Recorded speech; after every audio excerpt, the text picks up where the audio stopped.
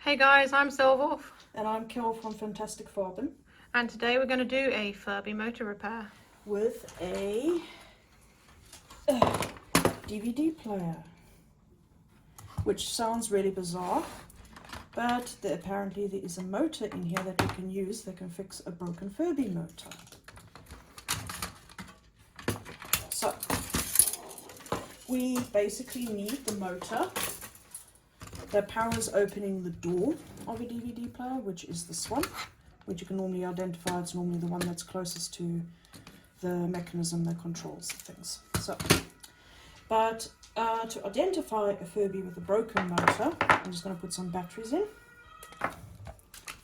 Okay, so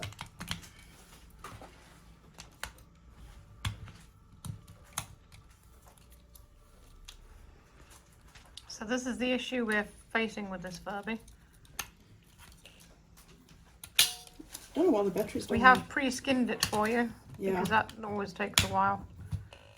There we go.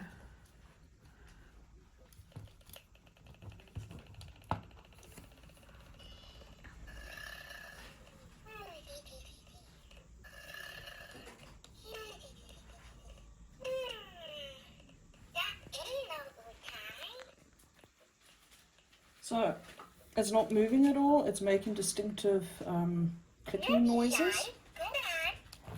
And it's unable to move. Sometimes it might move very slowly, but not all the time. And it will just randomly turn off.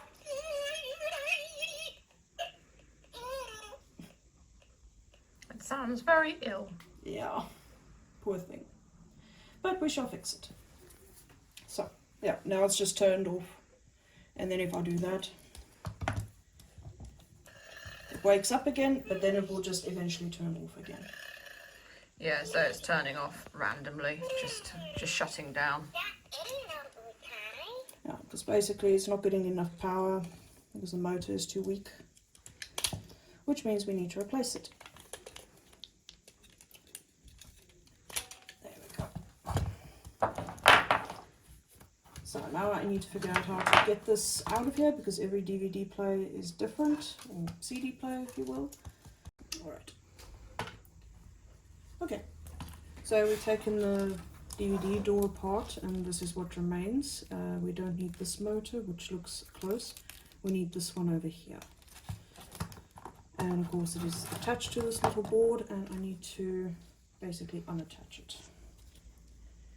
Just hope my solder will be hot enough.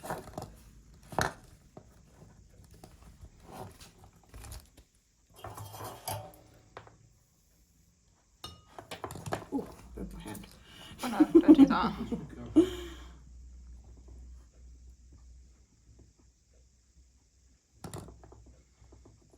Basically the old solder is supposed to stick to this so that we can remove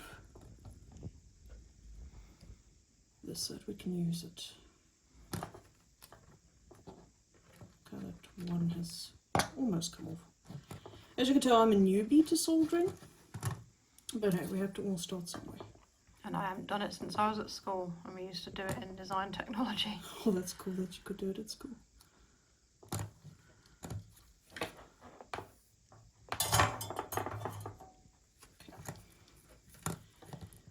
Oh, I think it attached itself. Yes, you need to heat it up again. Oopsie. I didn't lift fast enough. There we go. There we go. Alright.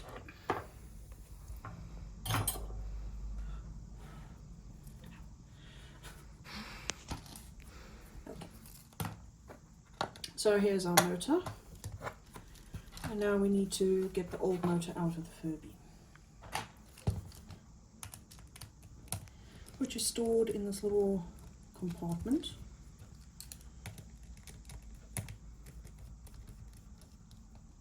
I wish I had a magnetic screwdriver. I mean, it has a little bit of magneticness, but not enough.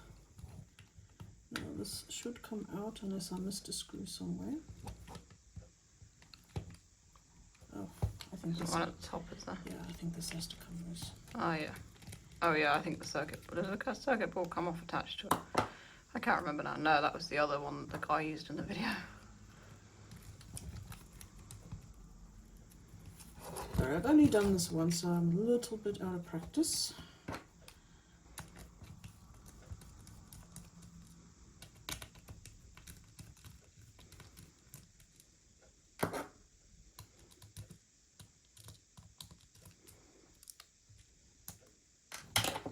Now it should come off, I hope. There we go. And there's the old motor. As you can see, this is supposed to spin internally, which turns this, which drives these little cogwheels, which causes Furby to spin. Or spin, move. I'm trying to see.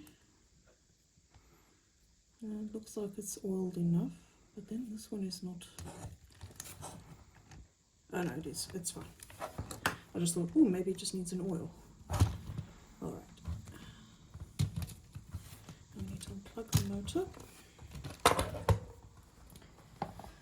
Okay.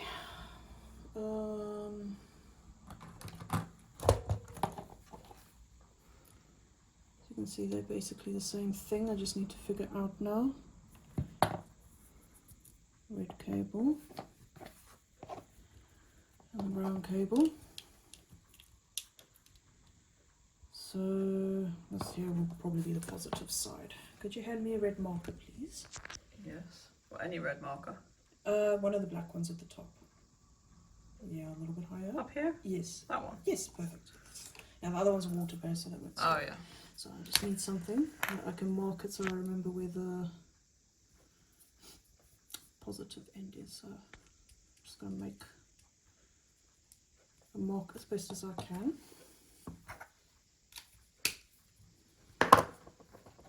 Alright, so now we need to remove this board off this one and we need to solder it onto this one. So after a long struggle, we finally have desoldered the Furby motor board off the old motor, which is this one. That is failing now, and this is the one we took out of the DVD player. So don't panic about this, because I panicked about this the first time. The Furby motor has these two bits coming out the motor while the replacement one doesn't. That's okay, because it's basically going to be these wires that we're going to solder into place, which is basically what these are doing here. So first I need to pop off this old cog thing because it's not going to fit on the Furby. Sometimes these will go flying across the room. And this is the one off the Furby which we're going to need because it will actually reach the gears. If I can get it off.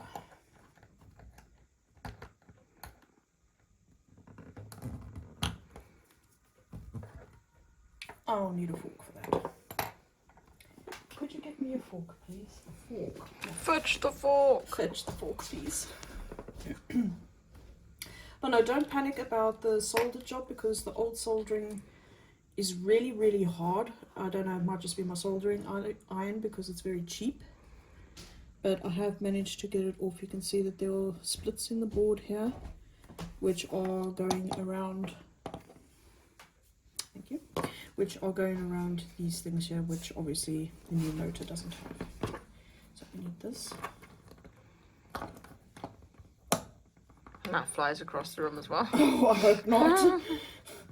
I don't want to look for it. You break your fork. Whoops. Yeah. Oh, this one's really stiff. It doesn't help that I've injured my finger today. We'll come back to that then. Let's focus on our replacement motor. Oopsie. So I have this thing here to basically hold these things. Of course, it doesn't hold its stuff because they could still move because, well, obviously. So I've already marked here which is the positive side. So if you put them side by side there, you can see that it is matching with the old pins. So the very difficult part is to maneuver this board. Actually, I don't think it really makes a difference because it doesn't need to touch those pins anymore. So it basically needs this one to be soldered on the side because that's positive, and then the negative soldered onto the side. And then it's going to need these positives soldered there, and of course the negative soldered there. And this we're going to have to try and attach with a little bit of solder on the edge here and hope that it will hold still. That is the worst part, I think. So I'm going to attempt to do that.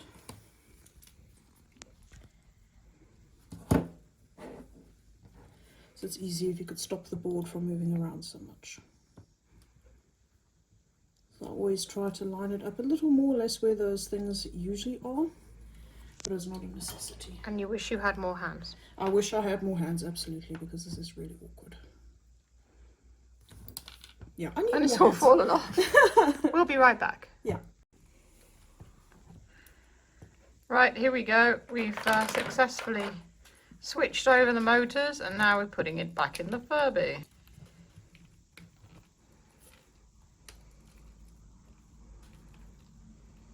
Alright. So, just want to put a screw in here, just so that we can be sure that it's making proper contact. So, because Furbies flop around so much, I like to basically screw in this cover again, just to make sure that the motor is making enough pressure onto the gears, so that they're able to turn.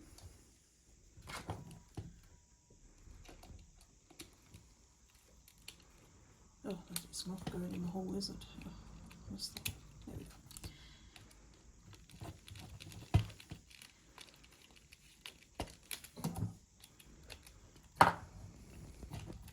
There should be enough, so I'm going to plug the motor in. And now I'm going to put in some batteries.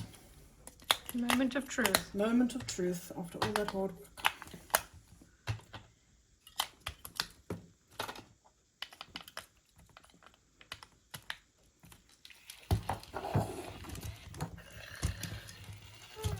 It looks so weird without its skin. It does.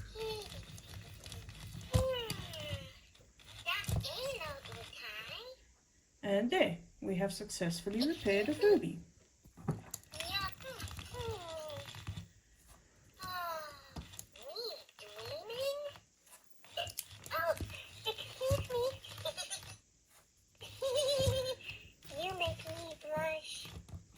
So where I'm tickling here is normally the touch sensor on the back that's wrapped around, but right now it is wrapped over its head.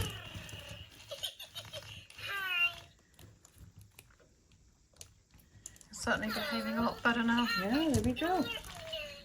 And there, and that's how you fix a Furby using a motor from a DVD player. And Furby's really interested in it. It's simple when you know how. Yeah. Mm-hmm.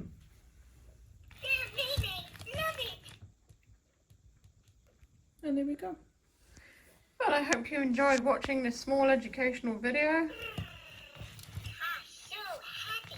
I'm sure it will help people on the right track, I hope. Yeah, it will. Alright. So this is Silverwolf and Kel from Fantastic Farben signing off. You went far.